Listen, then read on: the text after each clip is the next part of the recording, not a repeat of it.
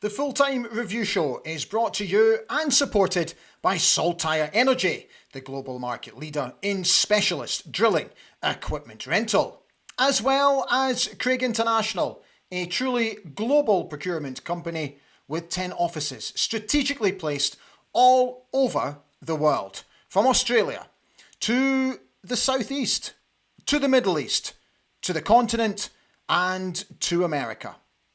If you are looking to redefine your global procurement, look no further than Craig International, and I highly recommend you check out their brand new website. Thanks to Paul Hannon for sending me these full-time scenes yesterday at Pittodrie after the two teams drew 2-2. Aberdeen coming back from 2 goals down. Only the 11th time since 2016 that Dundee United have scored twice in the first half of any game. It means this to the table. So unfortunately, after Hibs beat Hearts earlier in the day, and we couldn't capitalise on that, we have dropped down to 4th place. We stay a point above Dundee United, but now we are a point behind Hibs. A week's break, Scottish Cup duty on Saturday, and then we're back to Scottish Premiership duty the week after that. My thanks to @Don's Collector on X for putting this newspaper montage together for me. These are all your headlines after the Dons drawing yesterday, and most of them all concentrating their efforts on Kevin Nisbet, who scored his 8th and 9th goals of the season. And didn't he do well? Just what we're hoping he would always do. Hi everybody, how you doing? A very warm welcome to Ali Beg ABTV this Monday night, the day after we drew 2-2 with Dundee United. Here's a question for you. Why can't we play a 90-minute game of football like how we played the last 15 to 20 minutes? If you're in a position to answer me that question, I would be very grateful, because I'm scratching my head. Is it a fitness problem? Is it a personnel problem? What do you think is the issue? I know there is an argument to suggest that we had to be very patient yesterday. I must admit, I was a little bit surprised with Jim Goodwin's tactics in the second half yesterday, just playing the two banks to try and keep us out when they could have gone for the jugular, let's be honest. Thank goodness they didn't. And we capitalised on it. And the last 15 to 20 minutes, I thoroughly enjoyed. It was a great watch. I think if we'd got an extra 5 minutes of extra time, injury time, I think we could have done them. But why can't we play like that consistently throughout a game? Why are we only doing it through spells in a game? I thought we started all right. And then again, just stupid goals. Stupid. Schoolboy stuff. Andrew Budge and I are going to take a very close look at where one of our major issues is. And it's so obvious we are weak as when it comes to balls coming into the box from the flanks. We are so weak. We're just not dealing with it. So Andrew and I have put that together to bring you some stats and some examples of where it's just quite simply not good enough. But we have also spun it to look at the more positive side of the game as well. So come on, have your say. Tell me what you think. Right, so team news. Man, I was so close. He made 3 changes to the side that lost to Celtic in midweek. So Dimitar came back in goal. Ante Palaversa came in for the skipper, who dropped down to the bench. And Papa Gay, surprisingly for me, came in for Uday Dabag, who also dropped down to the bench. So that was the team that he played. Uckles, Gay and Keskinen, the front 3. And then Kevin Nisbet, the lone striker, up top. Here are your match stats from the game. So 72.6% of possession, which is an awful lot. 20 shots in total, of only which 2 were on target, which were our goals.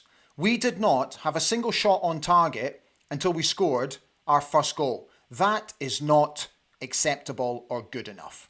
Touches in the opposite box, 49. Look at the accurate passes, a lot, considering that we made over 500 passes in the game. The high majority of them were actually accurate passes. So what we'll do is we'll get Andrew Budge on, we'll go through the analysis, and then I will open it up to you guys once we've gone through the analysis. So as always, welcome back to the show, Andrew Budge.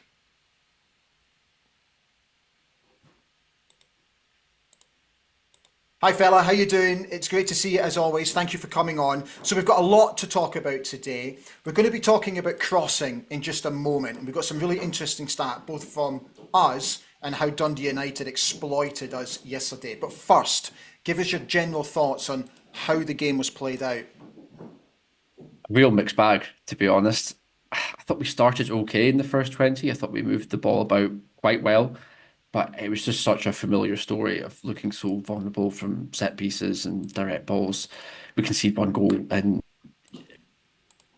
we're really vulnerable, and you could just feel like another one's coming. But I think we did well in the second half. I thought we created a lot of chances. Dundee played into our hands by sitting back. I can't believe they sat back for the whole half. But I feel like we wouldn't have got a point out of that sort of month ago. So I do take positives, but there's still a lot to improve on. Yeah. Okay, well, we'll get on to Dundee United's crossing and how effective it was against us in just a moment. But you've done your research this morning and you've come up with some remarkable stats about our own crossing. Talk us through this. Yeah, I really feel like it was a game defined by crossing, to be honest. Dundee frequent crosses, we know that, but looking at the stats, we had 64 crosses yesterday, which is unbelievable. Our average for the season is 20 per game. So that sort of volume of increase was unbelievable. I mean, that's mainly born out of the tactics of Dundee United sitting so deep in that second half and letting us have so much of the ball. But that, again, that came to their own demise. You can only really defend like that for so long. If you allow someone to have that many crosses into the box, at some point, you're going to concede one, and that's exactly what happened at the end of the game. So, yeah, 64 crosses. I don't know the last time we'd had numbers like that, but very interesting. What's worrying about that stat, though, is that only 10 of them were successful. And yesterday, I was losing the plot, and thank God my kids were not here yesterday. How many times can we not beat the first man? Oh my God. Yeah, I think it was a very common sort of event online. You saw everyone moaning about that, and rightly so, to be honest. What I found really bizarre was just how many different people we had taking corners. At one Yeah. point, it was Palaverse to start off with. He comes off the pitch. I saw Jensen have one. I saw Shinnie, then on to Clarkson at the end. I just feel like we haven't really got an actual sort of set taker. But yeah, really, really poor. Okay, let's talk about Dundee United and how effective they were with their crossing. But again, you've pulled out a stat for us to show us ahead of the game. And I'm not suggesting for 1 minute that the coaching staff didn't do their due diligence, but surely they must have known from this stat what their game plan was going to be. Yeah, yeah, completely. What we've pulled up on screen here is just a summary of the accurate crosses each team has in the league per game on average for the whole season. As you can see, Dundee United were top, so that's six average completed crosses per match. So that's actually reaching someone in the box, and also noting they've got the highest cross success by quite a lot of anyone in the league. So what you can see from the outset is they are frequent crossers and they do it quite effectively. But what we failed to do on so many occasions yesterday is actually close them down, which was so frustrating. It feels like this is should be the complete game plan is to make sure A, they don't get the ball out wide, and when they do, you should be closing them down as soon as possible. And what we'll come on to in a minute is making sure if they are going to get across and make sure you're showing them onto their weak foot. But we did none of those things, unfortunately. You see, what's frustrating is, the first goal. I don't want to talk about the first goal because I'm going to lose my mind with Urkel's again, just allowing the boy to drift away from him and just not having the awareness. So we're going to skip past that. But for the disallowed goal, and thank God it got disallowed, we react to the first cross and make the clearance, but we don't react after that. And that's what's starting to trouble me and so many others. Yeah, it's just a real lack of defensive organisation, to be honest. What we can see on screen is we cleared the first phase, the free kick that Dundee United had. We cleared that quite well. But again, just not enough people are sharp enough to get out of the box and close the second phase down. So it's a really easy opportunity for them to cross the ball into the box.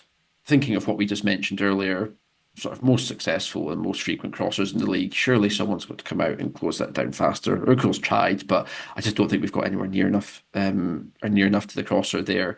And what I also kind of see from our defensive line there, you kind of see half of them are pushing out. I think it's Mackenzie there with his arms out wide. Half of them are kind of still in the box. It's just a real mismatch and a real lack of organisation, to be honest. We then move on to the next example, where it's the Dundee United corner for the third goal. Again, it's a kind of similar story. They've got a short corner routine, which I don't feel like we've really set up to defend properly. There are two players on the edge of the box. It's really simple for them, or would have been simple for them, just to play it to the edge of the box and maybe lay it back for a cross. I don't think they actually executed the routine very well, to be honest. They kind of hit the pass a little bit short and they played it out wide again. But as you can see, Trapanowski gets the chance to cross. He's right-footed. We don't shoot him down the line. It really is sort of basic stuff. Get yourself across to the crosser, make sure you close it down, and also make sure they're not on their favoured foot. So it really is sort of meat and drink for Dundee United. And yeah, Dalby's on hand to score in the middle, but just really, really poor defending. And I think it's something we should be aware of by now. Yeah, absolutely. Because I just think we've been so guilty of not cutting out crosses and closing down Yeah. players on the flanks in previous games, and it just keeps continually coming back and biting us on the backside. Okay, let's talk about the positive sides of the game yesterday. One being Shaden Morris, who came on, who I thought was absolutely fantastic, and for me made a huge difference. Yeah, completely agree. It's just the usual super sub performance from Morris. We'll see if he gets actually minutes from the start in the next couple of weeks. But yeah, again, brilliant off the bench again. And again, that's what we've pointed out before. He just maintains width, which is just so different to what we're seeing from Urkels and Keskin a lot of the time. So he really is a sort of touchline plugging winger. When we pull up the first example here, you can see that United pretty much immediately, this is minute 65, we're doubling up on him because they're just so scared of his pace and his direct running. And what that does is, I guess, in combination with the really good direct run that Jensen makes into the box, that just creates so much space for other players. It pulls apart the defensive block that Dundee United have, and they were sitting so deep. We just need people to sort of make enough space and create separation between the players they have in their defensive line. So I guess the combination of that great run, he could have played in Jensen there possibly, but that's a great run. But what we kind of highlighted at the back there is the space behind everyone actually. So as everyone gets sucked into the ball, a huge chasm of space sort of opens up behind Morris, which he then, when we move on to the next screenshot, plays it to Clarkson, who can kind of step into that space and put a really brilliant cross into the back post. I thought we did that really well in the second half, and we sort of pulled apart the defensive block of Dundee United really well. We had loads of crossing opportunities, as we mentioned at the start of the show, and we had like a load of touches in their box. I thought we did really well to get sort of entries into the Dundee United box. I think I read it was 34 touches in the opponent's box yesterday, which is a lot higher than we usually get. But yeah, I think a lot of that was down to Morris just creating space for others. When he wasn't beating players 1v1, he just makes space for others, which is so crucial. And what was absolutely crucial is that his style of play created that space in behind for Jensen to cross for Nisbet to score the equaliser. Yep, absolutely. When we see the screenshot on the screen, it's Jensen this time, who's in that sort of half space. Again, you can see Morris really high, really wide. The Dundee United defender doesn't know where to go to press Jensen to sort of cover off to Morris, so he creates that space for him to get his cross in. And yeah, I'm just really chuffed for Nisbet as well because I think he's been pretty good in recent weeks, and that's some of the goals that I think he's richly deserved. So yeah, hopefully more of that to come. Absolutely. Right, fella. So, Scottish Cup next against Queen's Park. What an opportunity to get to a semi-final and to get back to Hampden. Surely, lads, we've got enough in our locker. Surely. Yeah, I know, but I guess Rangers were probably saying that in the last round. Yeah, it's a good chance. I'd like to see Morris play. Hopefully some more goals for Nisbet and just get a bit more rhythm in the team and just get back to winning ways. And yeah, a great opportunity. We can't ask for any more, but just hope for a positive performance, a ticket in the semi-final. Absolutely. Fella, it's been absolutely fantastic as always. Thank you for coming on. Enjoy the rest of your week, and we'll see you next weekend. Perfect. Cheers, Ali. Bye, mate. Ta-da. Bye. Andrew, thank you as always. Right, let's now get the thoughts of the manager. We have to focus on the right things right now. I think the performance from the start was quite good. Not maybe were a little bit too few plays in their box.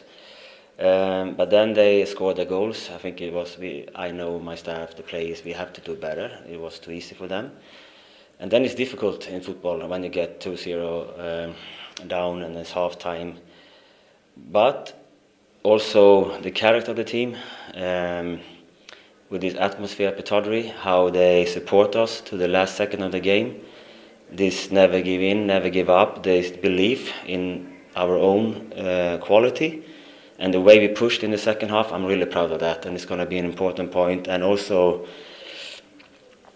important emotions that we have this capacity to don't give up and push to the last second of the games and believe in our own qualities. That's going to be useful for us in the future, but still we have to do some parts better because these goals we get against us today. My thanks to the football club for allowing me to show that video as always. Right, guys, let's get you on. It's about time we got you on. So Richard Mickey McMillan came on first and says, first half, no bother talking about, but the second, that's the way we should be playing all the time. He's wishing everyone a good evening. Colin Gale says, I could not see any way back for us at half-time. However, to my surprise, we rescued a point. Dorrington, Morris and Clarkson did well, and Nisbet came up with the goods. Gordon Keith Ritchie says, good evening. A draw probably was a fair result. If we'd played the whole game as we played in the second half, we would have won the game. Need to tighten up the defensive side. Gavin Wilson's on. He says, when are we going to learn how to defend set plays? 9 shots, first half, none on target, but what a comeback second half. Can we have a first half and second half with the same force throughout the 90 minutes?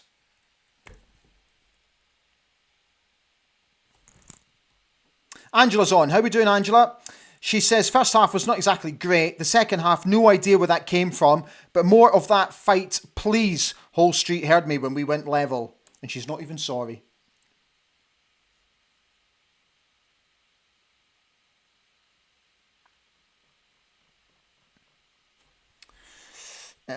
Sorry, just bear with me a second just while I go through that. Okay, so you're talking about these the American investors in the football club, which you've kind of already answered for yourself, so that's fine. The Gallaglass said, played in goals back in the 70s and 80s, and at every corner and every team I played for, both posts were covered. When did that stop being a thing, as it just doesn't happen that much now? Grey Pilgrim says, Nisbet finding his touch at last. Keep it up, fella. Mark Smith says, defence looks more shaky under a cross than Dracula. Gavin Wilson says, I'm a big defender. I'm a big believer in a defender at each post, but the keeper stays in a tight area between them, then zonal marking. But man marking is another option. That depends.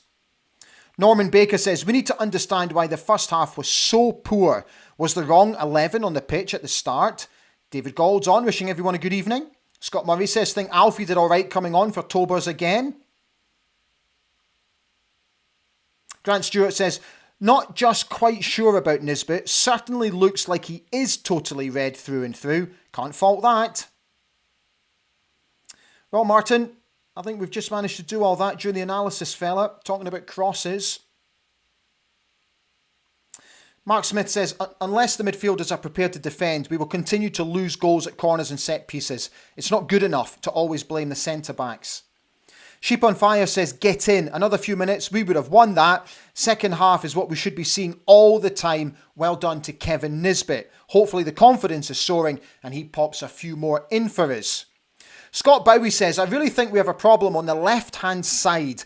Mackenzie and Uckel's not linking up at all. Was much better once both had been substituted. Think Shinnie should play left-back the rest of the season. Barry Cool is on, wishing everyone a good evening.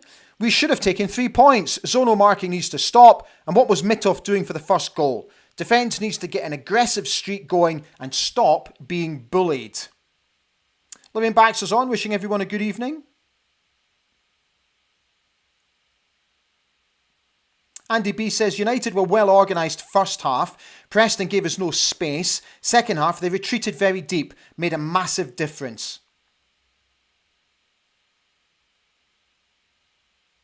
John Moore says, 2 steps forward, 1 back. Yes, Ali, there hasn't been a 90 minutes performance all season. The worry is it just hasn't come. And I, for one, am not seeing many, if any, improvements in that regards.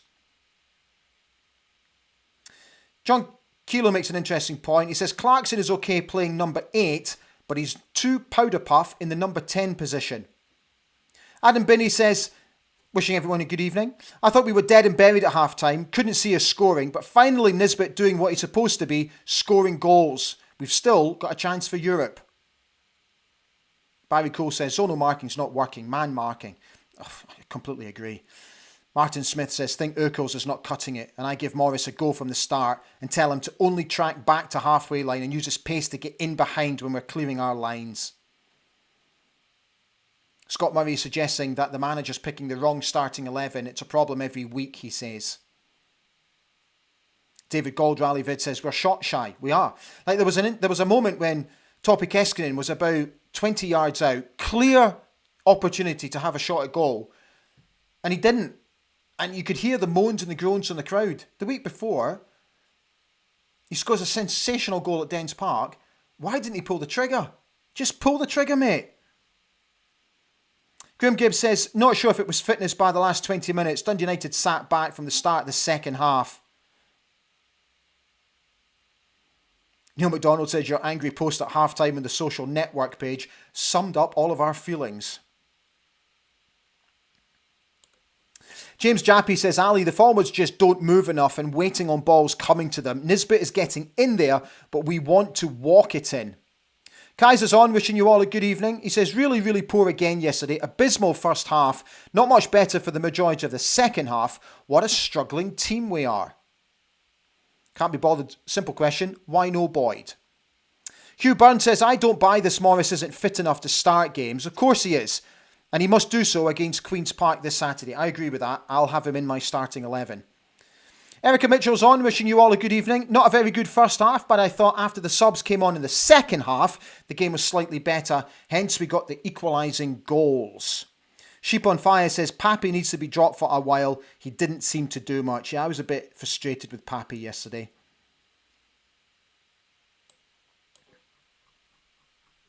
Gosh, there's lots of you on tonight. Lots and lots of comments.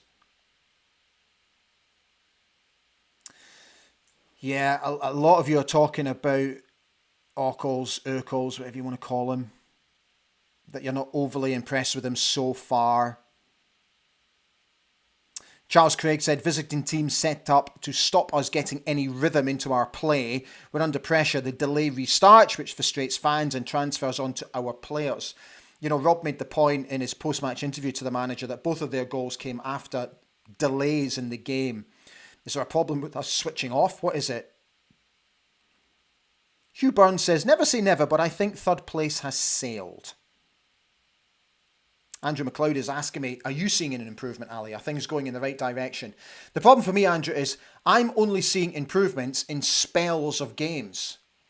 And that's becoming a bugbear for me. Because I want to see us performing over a 90-minute period, not just 15 minutes here or there. We can't play like how we played in the first half. We just can't do that. We're just going to get punished time and time and time again. There were spells against Celtic, first 15 minutes before we conceded. We look great. And then we concede and we fall off a cliff. Yesterday, it took us to, 75 minutes to really start kicking into gear? Why so long? We have to play consistently through a 90-minute period. So, yes, there are improvements, but it needs to be over a longer period of time. Then I'll start to relax a wee bit more. John Bleasdale says, thought Shinnie did well when he came on. Would be content to start him at left back on Saturday ahead of Mackenzie, who seems to have chucked it. His mind is elsewhere. John Grant says, I think the bag will need to learn how little time he gets to shoot or pass. Steve Leslie says, this zonal marking has done us so many times this season. And again, for all the three of their goals yesterday, it needs to be addressed. Go man for man. Stop giving away stupid goals. 100%. I hate this zonal marking nonsense. Just attack the ball. Rave65 says their first was a carbon copy of their goal against Hibs midweek, and disappointing we had not done our homework. Felt Nisbet deserves great credit as he was leading and driving us forward throughout.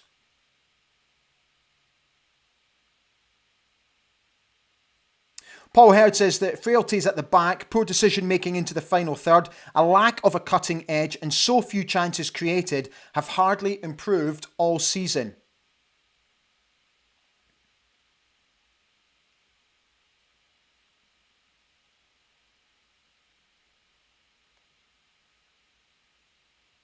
Scott McLean is asking, it's an interesting point because I actually wondered this during the game yesterday. Does anyone else think that Tallinn could be shouting, directing and berating more from the sidelines rather than wait for half-time to explain what they're not doing correctly? Graham Gibbs says, I felt sorry for Morris when he got booked. He had every right to go for that ball. Another occasion when a United player went down like a sniper hit him, seemed to recover really well once yellow shown. John Bleasdale's got a great stat here for you. He says, our players seem to have this mentality that if we concede the first goal, we can't win. The last time we won when conceding first was the 20th of December 2023 against Livingston at home. He simply says that's not good enough. I completely agree. Right, keep your comments coming in, but I would just like to very quickly remind you, don't forget to like the old show. Keep those comments in. We've got a few minutes left before we finish off. And again, I reiterate the point. Please don't forget to subscribe to the channel. It doesn't cost you anything. We're continuing to build. We're getting bigger and bigger all the time. Just click the wee button. Go on, I dare you. And see what we're going to be doing going forward. Because we've got lots and lots and lots and lots of plans. In about 3 weeks, I'm heading home to host an evening with Alex McLeish and Willie Miller, supporting the Beatson Cancer Charity. To get your tickets, get them through thelongest40.com or Eventbrite. So Friday, 28th of March, Ardu House Hotel. It's a question and answer session, and the format is very simple. The lads and I will be sat up a stage. If you're coming, you guys will be sat in a seated arrangement. There'll be a bar there, all that kind of stuff. There'll be a sort of a halftime auction, all that kind of stuff. There's some VIP tickets available to come behind the scenes and come and meet the lads, all that kind of stuff. It's going to be a great night. Honestly, I cannot wait. I'm really looking forward to coming home. Taking in the game on the Saturday as well. So yeah, get your tickets in. Let's get it across the line. And hopefully I'll see you all in about 3 weeks' time. Right, Kaiser, in response to the post about Jimmy Talline's character, sidelines. Talline's laid-back way is fine, but personally, I like an animated man on the sidelines. No ranting and raving, but at least giving out instructions.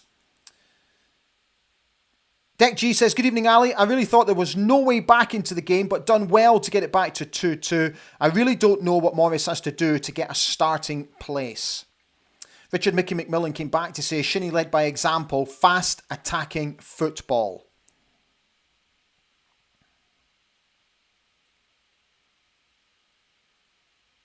Corey Porter says, also reckon Shady Mo needs to be starting, as by the time he comes on to make a difference, it's already getting away from us. Needs more playing time like Morris.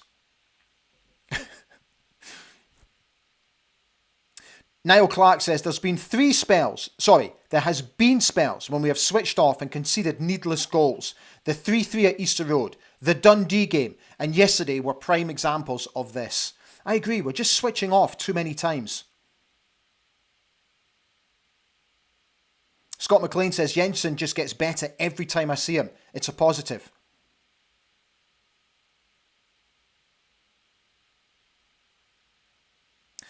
Neil Shepherd says, we have to fix the defending at set pieces. The high line at free kicks is getting picked apart and the teams don't seem to know how to zonal mark. Go back to basics. Corey Porter says, I still don't understand why Nielsen gets a start. Too negative for me and far too casual on the ball. Where I was getting frustrated with him yesterday was I just felt he was too laborious. I just felt he was slowing everything down. He was taking an age to decide what he was going to do. He got caught on the ball in dangerous positions at least 2 or 3 times. I know he puts in a shift. I know he works hard. But I just think he's not lackadaisical. That's not the right word. He's just too laborious for me.